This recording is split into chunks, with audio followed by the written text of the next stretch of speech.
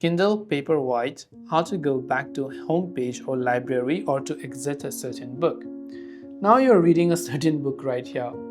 You don't know how to go back because there is no back button like this, or even if you tap somewhere in the middle, it is just turning left and right and nothing is really coming off it. So how do you go back? Now to go back, you want to focus on this top 1 to 20% of the area. So like around this much of area you want to focus on, right?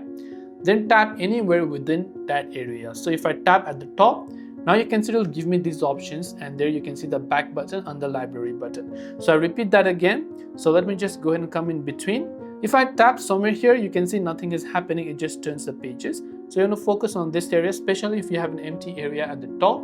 Just tap on anywhere on that area, and there you can see library. Now you can come to library, and then there you have successfully exited from the book, and now you can proceed to reading other books. Now another couple of things is that when you tap here, you'll enable options like changing your font size, viewing the contents of that book. You can see the highlights, and you can see a couple of options like adjusting and adding to dictionary some of the words and so on. So I hope the video helped you. If you have any questions, feel free to leave them down.